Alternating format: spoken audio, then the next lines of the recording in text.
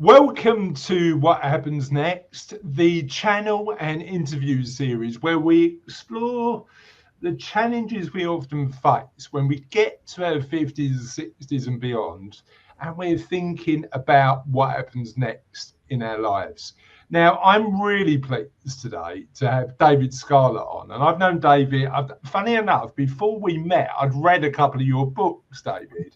And it was only quite recently that we've started to build this really great relationship. And I thought if there's one man who can give insight to our audience about coping with change, thinking about life's transitions, and looking at what we should consider when we're thinking about the next chapter of our lives, it's a man like you. So thank you for joining us on the show. Thanks for the invitation, Chris. And yeah, we've developed this relationship, haven't we? We spend most of our time laughing. I'm not quite sure how that happens. And why not? And why not? And I've heard, like you were telling me about, you know what I've been thinking about quite a lot, and actually a point that you made was really interesting when we was chatting before. You were telling me about your holiday to Cyprus. And I've been thinking about the quality of our relationships having such a huge factor to the quality of our lives.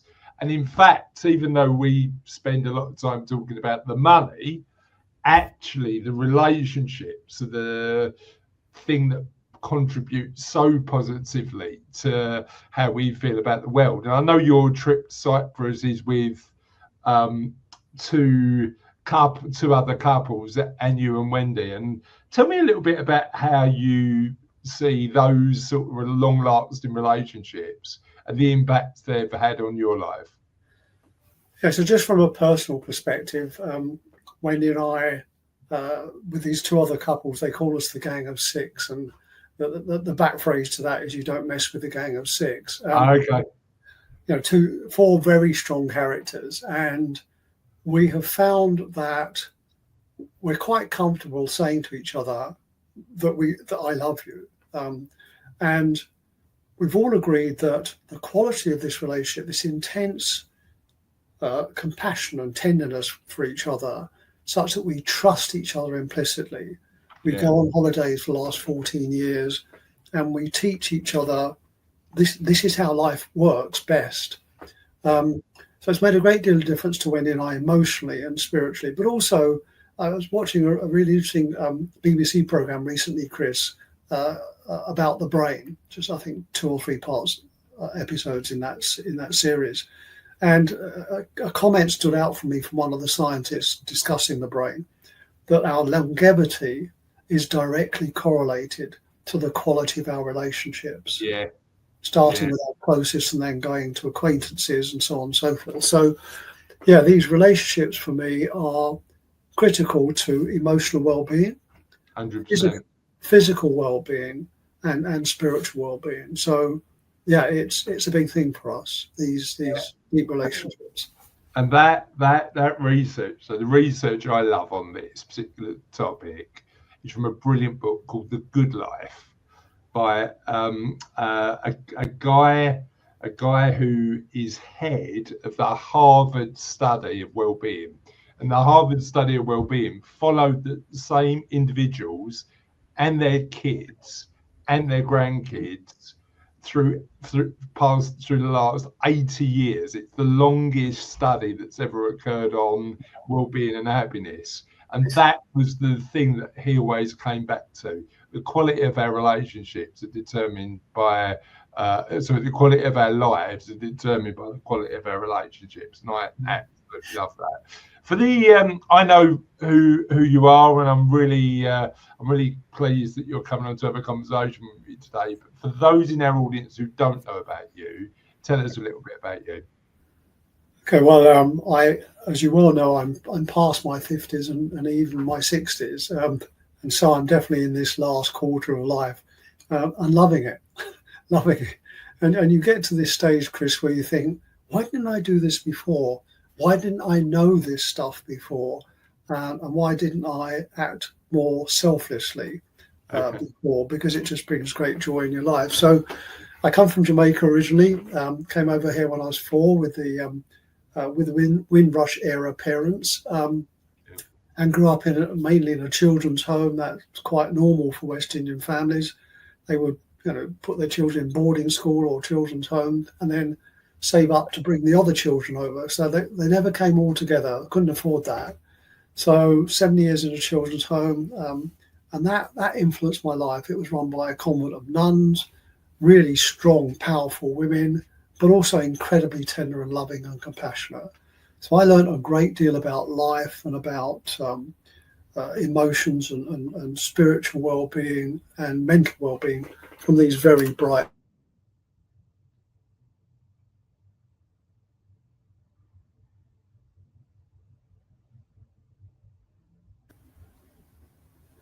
Okay, just lost the recording for a second there. Right. So you were telling me you were talking about the fact that you were brought up with nuns looking after. Yes. Just a bit about the nuns. So that did shape my life an awful lot into the future. So 7 years there, 7 years as a teenager till I was 21, and then another 7 years married. So everything's in sevens. Very, very young, too young. Learned an awful lot about selfishness and selflessness and how it's easy to just destroy a life, your own life and others, just by being purely selfish. So I learned some deep, bitter lessons there that then influenced how I behaved after that. Literally picked up out of the gutter by some dear friends, took pity on me, and just brought me under their wings, and that introduced me to my current church membership. I've actually became an ordained priest within that church membership, and now I'm an ordained minister, and I love working with people of all ages, youth, primary children, people far more capable and intelligent than I am, but they come to me to be ministered to and to be helped and healed.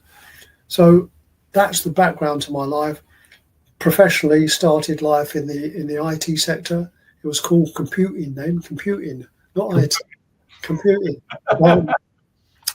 So grew up there, moved into computer recruitment, and eventually landed somehow into financial services, and then spent 20 years as a financial advisor, then a fee-based financial planner, where I actually began to get what this profession was all about. It's not about selling products and pensions and investments.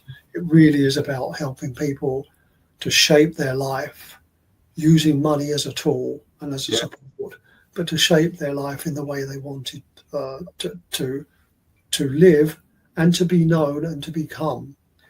So I think all of that has been shaped by my life, living really at one time on the streets, turning my life around, becoming driven by service. How can I serve others, lift their lives, elevate them, bless them, help them heal themselves? And then that's just influenced everything I've done since then. So that's kind of a background journey from Jamaica to East Grinstead in West Sussex. Oh, I love that. You know what I found interesting about that answer is how it started, right? Because you just said at the start of this conversation, I've recently realised and started to wonder, why didn't I do that before? And why didn't I know that before? What do you reckon you've most recently known and do that's changed your perspective? Yeah, I think going back a little bit to beyond recent, to say 20 years ago, I began to understand that wealth has little to do with money. Clearly, money is important. It's a tool and a driver for a lot of our activity and our well-being and our pleasure and our joy. But what I realized was some years ago, why don't we just turn this wealth thing on its head? How about becoming really wealthy in the quality of our relationships, number one? Secondly, Chris, in the way we influence and impact other people's lives. Yeah. Why don't we live wealthily in that sense? Yeah. I think the man, here's what I've discovered, and some people may not see this or agree with it. The man or woman, the person that selflessly tries to influence others for good is by far, in the long term, happier. Yeah. And Yeah. leaves this earth just a much happier being. When I first started working as a coach, I would ask people like yourself, financial planners, leaders. So here you are, you're 83 years old, and you walk into this churchyard and you see there's about 100 people gathering around the door of the church, and you walk in and everybody stands up, and you walk down the aisle and you see there's a coffin there, and you walk down the aisle and nobody's bothering you, nobody's stopping you, and you think, this is strange. And you lean over into the coffin and it's you. And then I ask them, there are 3 people going to stand up and talk about you. Maybe a child, maybe your spouse, maybe somebody you met in business or in the community. What would you have them say about you and your life? And that question has caused many people I've met, particularly in your role, completely change the way they think about the business, the way the business influences their clients, and about money and how they use money and how they ask their clients to consider using money in their lives. It's just, and that reshape happening in front of me is a really exciting experience to be part of. 100%. I mean, I think my journey with that started when, in my late 30s, when I started on the road of writing my last book, the book that I wrote about kindness. And it was that element where I was meeting people who financially weren't as secure as they potentially could have been, but were over the moon because of the contributions they made to others. And the best example, I mean, it's so funny. Yeah, I mean, I'll tell you this story. So there was one lady, and I picked up the paper one day, or I'd read it on Facebook or something, about this excuse me, about this woman who lived about 30 minutes away from me. And what she'd done is she'd had a stage 3 cancer diagnosis in her mid-30s. And she'd had this cancer diagnosis, and she decided that, and actually had chemo, had all of the medical interventions, recovered. But the fact that she'd gone through this potentially life-ending illness, she said, well, actually, my perspective on life is aimed towards helping others now, and I'd like to do that a bit more. So she did this really interesting thing. She was a woman that always loved Christmas, even more than my family, David. And they love Christmas so much, the decorations are going up now at the start of November. But she loved Christmas, so she decided that she was going to raise a bunch of money, and deliver a Christmas present to every child in a child's hospice in the UK. So that was her mission. And she did it at the age of 38, dressed as an elf. So she literally started at the start of December and went, and I got in touch with her, found her online, and said, look, we need to have a conversation because I need to learn about your overcoming the adversity, but how that adversity changed your perspective. And some of the kids she met had terminal illnesses because she was going to these children's hospices. But she said the look on their faces she'll never forget. And I actually think that when I'm talking to people like that, I did that for 8 years. We interview people from all across the world who had kindness at the core of what they do. It really changed my perspective on what success means. And it's interesting, isn't it? Because you look online and you think the people we tend to elevate as people in society are the wealthiest from a financial perspective, but maybe not from a perspective where I'd want to live their life. What can we do to have better conversations about what true wealth is? Yeah.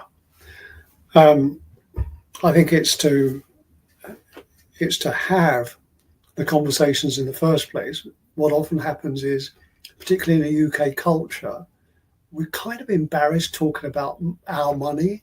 We talk about money in the academic, in the theory, in the esoteric, but our money tends to be, we keep it close to our chest. It's just not culturally acceptable right now. I think starting with our children, being role models for our children, showing them, look, this is what happiness looks like. This is what happy behavior looks like, where yes, you might be tired. Yes, you may think, actually, I can't be bothered with this. I've had a really rough day at work, so I don't want to go out and see somebody who desperately needs some help. But my goodness, when you've left that home or wherever you're visiting, you are literally walking on air. I mean, it's just a fabulous feeling. To me, when you experience that kind of wealth, intellectual, emotional, spiritual, even physical wealth, you realize, oh my goodness, having sufficient money is great to enjoy some of the luxuries in life, but knowing when to stop and knowing, so here's something that challenges a number of my colleagues, associates and clients, not knowing when enough is enough. Yeah. How much is enough, right? Yeah. When you know when enough is enough, it's just a great burden lifted from your shoulders, where you're not driving yourself ruthlessly to gather more whatever. You just don't need it. And then life becomes freer, and you can afford to then say, what does a wealthy life look like for me and the people I influence? So, the name of my brand is called the Soul Millionaire or Soul Millionaire. People say, what's all that about? It's actually my wife's invention. I thought, what a stupid name that is when she first mentioned it. What do you know about my business? You're just, and she gave me a good looking at. She said, just use the name. I said, well, why? She said, because you love operating on people's souls. That's their whole life, and their emotions and their intellect, and helping them elevate themselves to just be more joyful and at peace. And you'd love to touch or impact a lot of people before, during, and after your own life, after you're gone. So that influence, you'd like to actually touch 1 million people. I heard you say it one day. That's the million bit. The souls is the number of people, the type of people you're touching. You're touching their souls. You're working with them, Chris, at a level deeper than just their stuff. Yeah. That's where the term soul millionaire came from. I did think she was bonkers saying that, and I did tell her that. So we had an argument about it until I stepped on stage, and she saw me being introduced as Dave Scarlett, the Soul Millionaire. So there you go, told you so. We need to learn to listen to our wives more, don't we? They're normally right. But don't tell her that. I'm going to intentionally share this video with her so she gets the credit. And I love that. You know what? The other interesting thing you mentioned, I want to talk about this, because I had a conversation with a client of mine earlier this week, and we were talking about what happens next, and they've achieved their number. They know that they're financially independent enough to do what they want, but they're wondering what the next shape of their lives can look like in terms of how they spend their time. And I was talking to them about mentoring and becoming a mentor, because certainly for a lot of people I've spoken to, that is a really rewarding component part of their lives. Now, I know you mentor through the work you do with your church. Help me understand a little bit about that and what you get personally from it, but also a story that illustrates the power of mentoring from both your perspective, but the perspective of the mentee. So if I touch upon church and then bring that back into business, if that's okay, that journey. Yeah. So I learned about mentoring, coaching in religious context. We call it ministering, because it's very much about going very deep and understanding the tenderness of life. There's a song within a hymn, Chris, and there's a tiny line in that hymn that haunts me. And whether you're religious or not, it's not relevant. But the line sounds like this: "In the quiet heart is hidden sorrow that the eye can't see." That, every time I look at a human being, I think, "Oh, you're doing pretty well for yourself then. You've got this house and this car." And I realise, no, in that quiet heart is hidden sorrow I can't see until I start to get close to them and ask them questions, where they happily reveal what's really going on in their life. And that's where friendship starts. So that's what coaching or ministering does within a spiritual context. Bring that into business.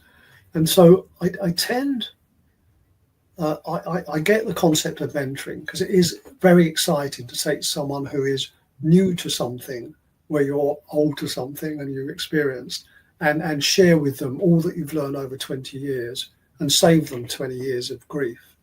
But that's an exciting process. The challenge with mentoring, and it's a great feeling, and it brings people up, particularly youth, young graduates, bright young things, brings them up to a level where they don't waste their time making exactly the same mistakes that they don't need to make. Somebody said to me when I first joined this industry, you really don't need to jump off a cliff to know that it hurts. Clearly you learn by experience and pain, but not all of it is valuable. Sure. So that's mentoring. The challenge with mentoring, Chris, is it takes very much a parent-child relationship to mentor. I know stuff you don't, I teach you stuff. What coaching does is it takes two individuals, whatever age, and it makes them equal, and it makes them parent to parent or child to child. And that takes a different skill set. What happens there is you start to recognize the person sitting in front of me on screen or actually in the room is actually blooming brilliant. They've got an 86 billion neuron brain firing in front of you. Inside that brain is genius, but also knowledge and wisdom. And what often happens is they have experiences which maybe hurt them or frustrate them along their journey, and they start to close down on that wisdom. They're frightened of taking a decision or making a risk. And your job then in ministering and in coaching is, no, I think you probably got an answer in there. My job is to ask the right question that draws out that answer. I met with a guy called Ashley recently, bright young guy, met him 6 years ago, and he said, I'm just not ready for this. He now has taken off in as a financial planner, really earning seriously good revenue and money, and has a baby which has changed his life, made him more selfless. And he came to visit with me at Ashdown Park in East Sussex, and he spent a morning with me. And he said, "You've done it again. How do you do this?" I said, "Well, do what? What have I done?" He said, "You've said nothing for 3.5 hours." I think you said nothing, and yet on the board, on this flip chart, with flip chart pages all over the wall, are the most genius ideas I've ever had in my life.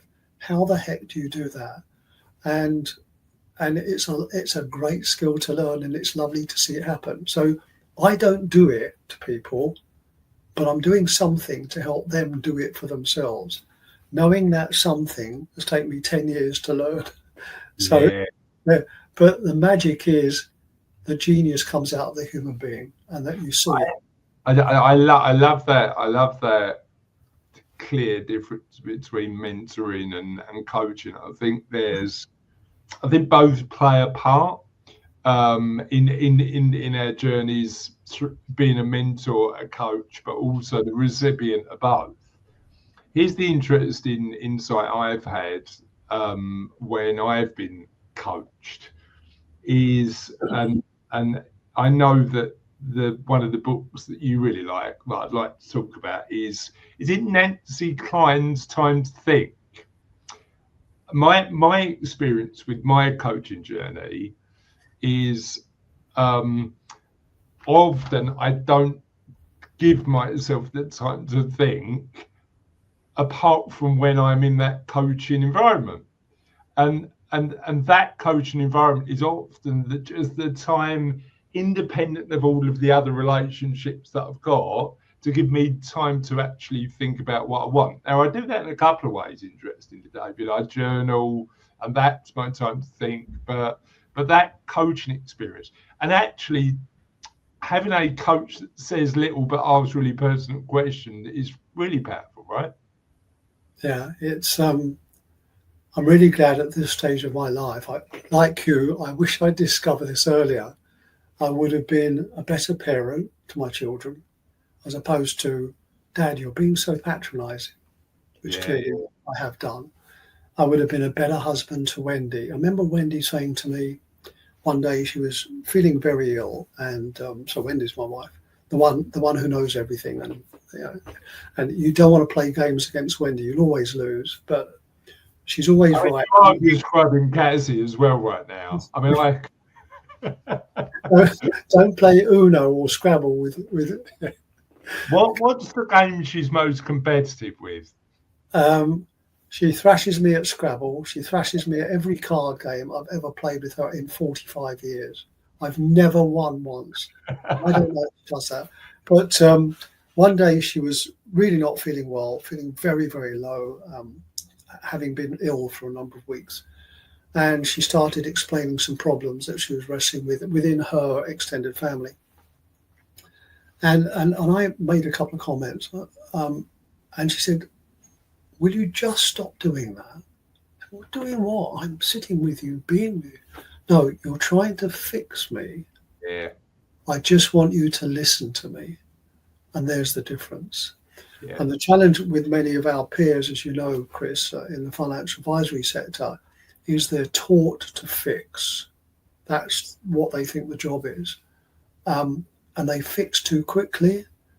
And those that have learned to listen far more and allow the client, this wonderful human being, to be fully heard, possibly for the first time in their whole life, to be really heard, they change the relationship.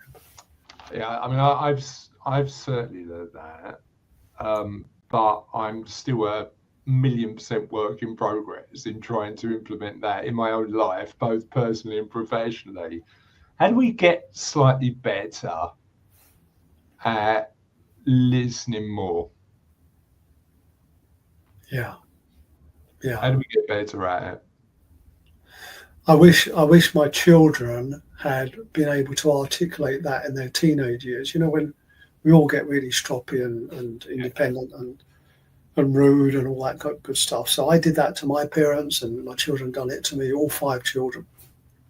So it's been a heck of a journey. But I just wish that they'd learned to be able to articulate, Dad, I just need you to listen to me while I try and work this thing out in my life. Yeah. And so, I have regrets, but I'm awfully glad I'm still alive. You know, I'm beyond my 50s and 60s. I'm learning this, and it's magical when applied to our personal relationships. So heading back to the book, what did you, because I know that when you do your coaching with your clients, you talk about this time to think. When you learned about that way to coach, to create that space, what was the big factor that you thought, you know what, that's a really powerful thing? I think the first step was disbelief. Yeah. It can't be that simple just to listen, for goodness sake. I listen, we all listen all the time. We've got ears, we listen, don't we? And then I learned by trying to implement it and making a real mess of listening, that actually we collectively, Homo sapiens, us, these really incredible species that we are, don't actually listen very well at all. What we tend to do, I found when I first started to implement time to think, is We listen just so that we can wait for their breathing to stop or they take a breath, and then we're in there with our next idea.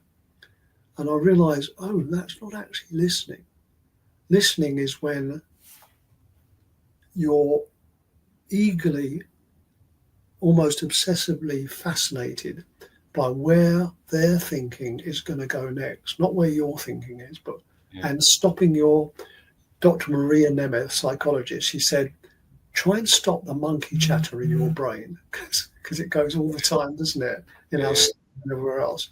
You can stop that monkey chatter, be fascinated by where their thinking is going. You'll begin to see this human being becoming cleverer, more clear in their thinking, more courageous in their thinking, and more creative in their thinking. Those three things happening in front of you, Chris, it's honestly, it's almost like being bathed in something good. Does that make sense?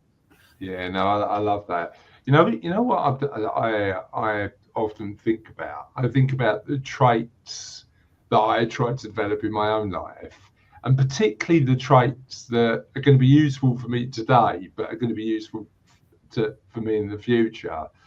And I think curiosity is the one that I'm most proud of, because I think having that trait where I'm always trying to understand, learn, and evolve more, then allows me to share some of those ideas, but also ask questions that provide me with insight. And what I'm curious about is the questions that you ask, and in particular, the one question you ask that gives you real insight when somebody's thinking about the next chapter of their lives on where to go. What if somebody came to you and said, I'm at this crossroads, I don't know where to go, help me understand what I might want to ask myself to understand the next stage? What would you ask to get a deeper insight? Often I used to be tempted to try and shape that thinking for them. I used to be sitting there thinking, I know where you need to go. If you could just do this, honestly, it would all open up to you. And that's where I used to start. Now I step back, even if they come to me confused and flummoxed and just ready to babble. And they apologize to me when they start talking and they say, I'm sorry, I'm waffling. And here's what I've discovered, Chris. The waffling and the babbling is the good part. In all that stuff are nuggets of gold. And so what I do is I step back and ask something which is almost counterintuitive. What do you want to think about today? And what are your first thoughts? And then they just go blur. Yeah. And then they suddenly dry up, and you see it happening in front of you, and they say, yeah, that's it. And I look at you, Christine, and I look at the things you have done with your life and with your family, and I look at how much life you've lived. And if you say to me, that's it, I'm thinking, that's never it. There's about, there are a million hours behind you, behind those glasses. There is this colossal life. That's never it. And so I ask the next question, and it's really simple, but it's actually framed very carefully. And what more do you think or feel or want to say? Now, you know as well as I do that we men, we don't do the feel bit very well. We talk about, I want to do this, I want that to happen, I want that goal to be achieved. Blah. No, that's not what I asked you. What more do you think or feel or want to say right now? I was with Austin, you know Austin pretty well. Yeah. And just keeping that bit slightly confidential, a number of years ago. And we started with breakfast, and then we went on coaching. We had lunch, and we went on coaching. In 6 hours, Austin's told me that I asked him 6 questions. And he wrote at least 20 pages longhand of A4 notepad with ideas. And the only question I really asked him was, And what more do you think, Austin, or feel or want to say? And it was often one. And what I realised was, and time to think teaches you about this, but you don't actually believe it until it happens in front of you. Our energy, brain energy, goes in great peaks and then drops into a trough where it just dries up for a bit. If you just lift it and prod it a little bit with a simple question, what more do you think? It gives it the permission to go up on another peak again. It's like thinking. And that can happen literally for hours. Now imagine you're with a friend or a client or a loved one, and you just sit there, you're lounging together, whether it's in a pub or in a sitting room or in a business meeting. It's like, that's amazing. And what more do you think or feel or just want to say? And it's almost like you've given them permission to go to dig it further into their 50 years of wisdom and pull stuff out, and including the pain and the frustration and the heartache. And here's what I found is that if you just hold yourself back and allow them to do that, they start to lay all the problems out in front of themselves, kind of between you on a table. They start to work it out for themselves. They can see how some of the decisions are really not helpful to them or anybody else. And they start to see it and they start to question it and poke it. I was on a coaching call this morning for 2 hours with Gary, and he said, I can see that's a rubbish email I'm writing to the client. What rubbish? How can I possibly say that to somebody who opened their heart and mind to me over a 3-hour meeting? What nonsense is that? Yeah. But so that's the magic of that journey, which can be applied, as you say, to both personal and. So the first question I ask is that. An alternative to that is, and Ashley did this the other day for the first time in his life. He said to an existing client, what would make this an exceptionally good meeting for you today? And the client went off on one about very private things. And Ashley said, I've known this guy for 5 years. He never told me any of this until I asked him that question. What would make this an exceptionally good conversation for you today? Yeah, interesting. So interesting. Because to me, I mean, the more that I continue to do this work, but also build deeper relationships with my clients, but also in my life, I think there's all, like, particularly, it's really interesting when I look at the life of a chartered financial planner, and I've never met a financial planner who is just a financial planner. We've all got these like sort of layers that go super deep. But I look at the work we do, and I think actually often the conversations we're lucky enough to have are nothing to do with the money. They're to do with happiness. They're to do with well-being. They're to do with a life well lived. They're to do with how somebody would ideally spend their time if money was no object. And that's a completely different conversation to just talking about pensions or ISAs or investments or whatever people superficially think they need to have an initial conversation about. Here's the interesting thing. When I'm doing as I said to you earlier before we started, I'm literally just finished the book, the What Happens Next book. But what we've done is said, actually, well-being is so much more than the money, so much more than financial well-being. Factors do you think about when you're thinking about your own well-being, but also with the work you do with your clients? And what often do we ignore when it comes to well-being that we should have a little more focus on? Okay, I think I've got that question. So I do try and ask whoever I'm working with, if that's a leader of financial planning business, about their life, as opposed to just their client work. Yeah. And try and get them to, by asking some simple questions, try and get them to lay out what exactly makes you happy, what helps you to feel happy and feel that what you're living is meaningful Yeah. at home, in the community, close friendships, in our work, with our team, Chris, with our team members who are constantly supporting us, and then all of that directed towards each client that we meet privately. What causes you to be happy? Do you think happy and meaningful are two separate entities? Yes, yes, yeah. I mean, and this is kind of a paradox. What I find sometimes is we do get involved in meaningful activities in our personal life or in our business life, which is really just part of our personal life. And often we realize being meaningful can be really hard work. I mean, gruelingly hard work, and requires persistence and resilience to live a meaningful life.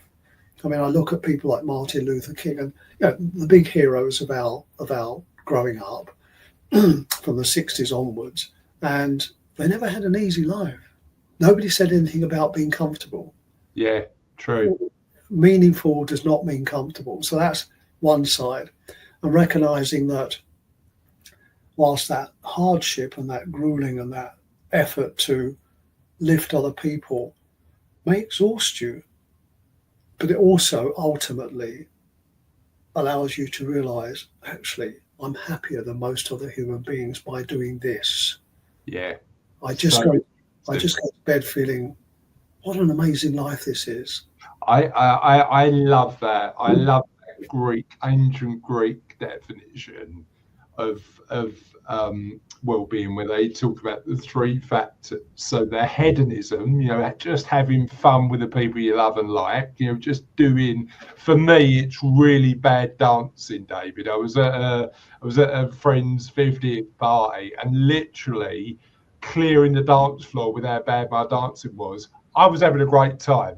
I was loving it, but everybody else, I'm not so sure. So hedonism is one. It's that element of how do we just really enjoy ourselves? And then you've got the meaning and purpose, the eudaimonism, the Greeks used to call it. How do we find meaning and purpose in our lives? And often when people are coming to us, they're transitioning through a stage where work, when their kids were younger, the work they're doing when their kids were younger used to give them meaning, because their meaning came from providing for the kids. Yes. And now they've got a bit older, that definition of meaning and purpose is changing. So that's a really interesting one.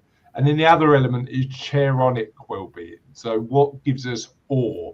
Now, for a lot of people who are religious, the community and the belief in God can give you awe, but there's other people who get it from nature. And I'd one What Happens Next interview where the guy had said that he gets awe from being at a dance concert and just looking at the people he's surrounded with all having a great time, and he gets awe from that. So I love that element of thinking about well-being, not only from just fun, but also from finding meaning. Here's the bit that I think I find myself with a bit more of a challenge. I love the fact that you've mentioned Martin Luther King and that aspirational meaning that he gave to our lives. Now, with the best will in the world, you and I are not Martin Luther King. But what I think is interesting is hopefully we have a positive impact on people's lives. Do you think that people think meaning is a grand ambition out of reach?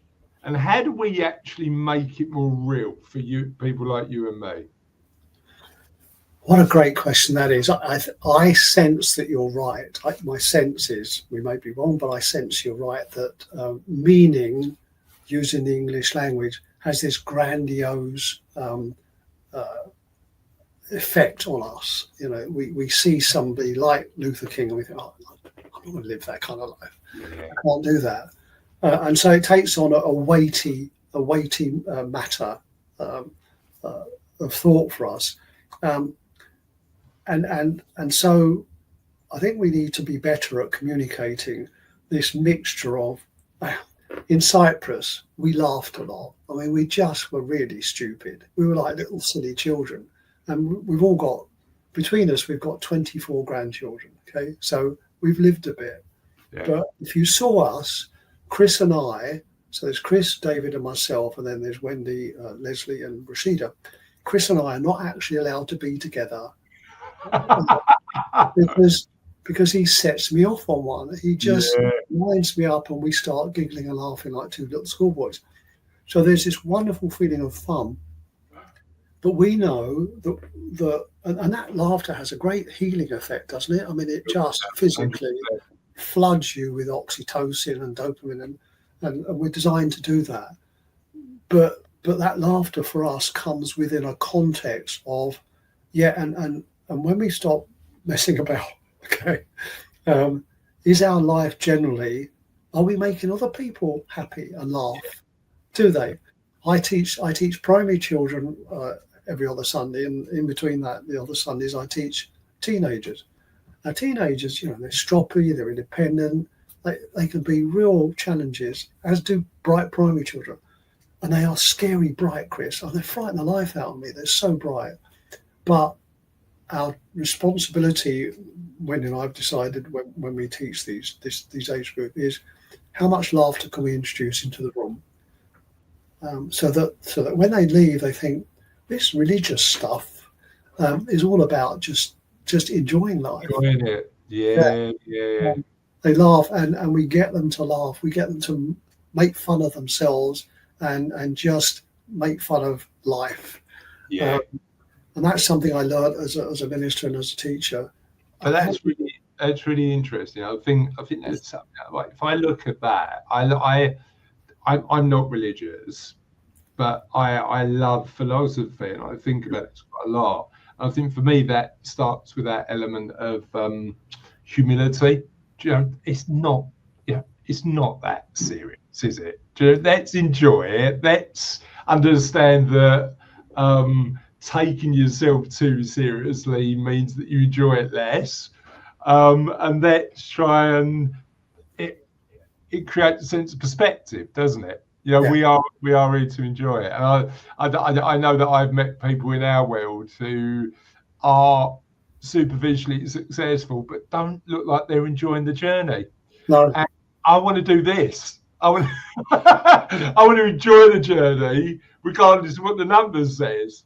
Yes. Thankfully the numbers are right, but it wouldn't. I think in part it's because I've enjoyed the journey, and I think those two things go hand in hand.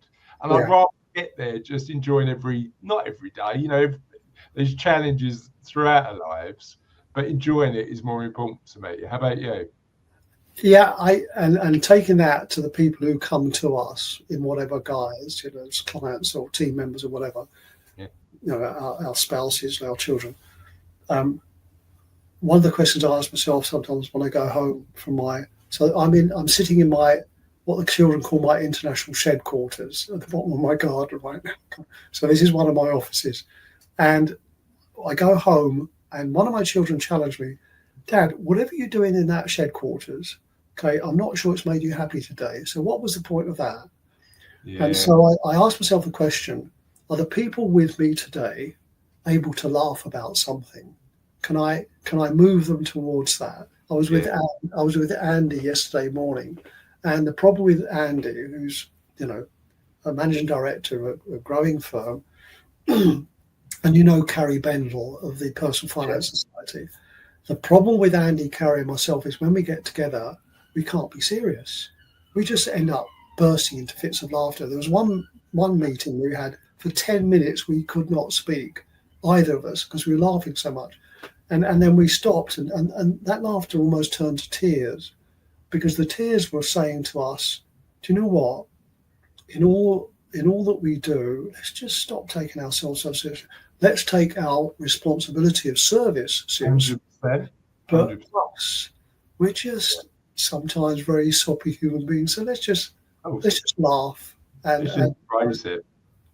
Yeah, I love it. And you definitely do that if you saw me dancing. I mean, that is a sign of just a man, who's clearly got no control of any of his limbs, and they're all going in opposite directions. What I love when we always have a conversation is, and it's something that we talk about quite a lot on What Happens Next, is I just feel this sense of community from you. You're all about the communities you're part of, the communities you've built, but also the communities that you find yourself part of. Help me understand why community is so important to you. And the reason I ask this is there's a great book on this subject called, because I think I'm quite a big community person. There's a great book on this subject called Bowling Alone. And it's about the decline of communities, particularly in America, over the past 50 years. We just don't join clubs anymore, be it bowling clubs, church. We don't typically join these communities because we've made that move more, particularly in America and the UK, from a collective society to a bit more of an individualistic one. I think to our detriment, if I'm being perfectly honest. So why is community so important for you? And if we are spent our careers a bit more individualistic, and we've got more time on our hands when we are in our 50s and 60s, why is community so important in that stage of our lives, do you think? I'm speaking from experience now, so just my own life experience, and what it's shown me is it was community that brought me out of tragedy in my 20s. Literally, where I was lucky that I was alive at all. It was community that did that. It was community that helped to shape to just erase some of the selfishness within me so that I could then have something to give. It was community. It's community nowadays that, you know what, I'm not sure how people get by each week without an injection of community. So I go to church, and sometimes I've had a really rough week and everything's gone totally wrong. You think, I'm obviously an idiot. I'm obviously useless at what I do. I'm obviously useless at relationships. I go to church and I'm lifted up by men who come up and hug me and just look at me. And we ask each other the question, "How are you?" We don't actually mean that, because everybody says, "I'm all right." Even if your life is falling apart, you say, "I'm all right." And they look at me and they say, "How are you?" I say, "Chris, I'm fine." "No, Dave, how are you really?" Yeah. And Chris puts his arm around me. We go for a stroll down the corridor, pop outside, and just take a 5-minute walk. So it's that kind of community. The other thing I think about community is that we are physically wired from a chemical point of view, that when we're in community, in touch with each other, like you and I are in BIP, the design of our systems is that oxytocin starts flooding into our system. Oxytocin is a survival mechanism, survival chemical that keeps us strong and alive and alert and bright-eyed and alive, genuinely alive as opposed to just existing. So I think we're physically designed for community. We're mentally better at community. The story you told about the lady who wanted to give back in spite of the fact that she had cancer, that took community to do that, to make that happen. I remember reading a quote by Mary, I can't remember her surname, but it says something like, it tends to be a small group of citizens who bring about great change in the world. In fact, it's usually only a small group of citizens that bring about great change in the world. But without that group forming and gelling, change just doesn't come about. And so in terms of our life longevity, I was watching a natural history program this morning, David Attenborough again, about cats and hyenas and stuff in Africa. And it said, the wild dog of Africa's superpower is unity of community. No animal, including elephants, can challenge the wild dog of Africa, because they are brilliant at coming together as a community and fighting off any threat. And so, in terms of love, in terms of longevity of life, in terms of our superpowers, in terms of the influence we leave behind in this world, community is a big issue for me. It works best in a community. I think the interesting thing is that self-made man or woman narrative, isn't it? And I like that. Arnold Schwarzenegger quote where he says, "Never ever call me a self-made man," because actually the amount of people I've had to rely on, trust, build relationships with, and supported me through my journey in life, it disrespects the positive impact they've had on my life, and I think that's absolutely right. I want to make sure that our conversation today has a real positive impact to the people who watch it, David. So if somebody's in their 50s and 60s looking at their lives and going, "Is this it? I think there's more to my life moving forward," what couple of questions, 2 or 3 questions, would you ask them to ask of themselves to help them get closer to the life they want? So short-term one would be thinking back over the last, say, decade of your life. In your quiet moments, what has brought you the greatest joy? What has brought you the greatest joy? And that could include pleasure and fun, but deeper than that. What, after the event is over and it's all died down, that the dancing has stopped. Thankfully for most people. And the crowd has reeled back from the impact of the dance. No, the word is recovered. What is it you're carrying from some experience in the past that, when you think about it, still brings you enormous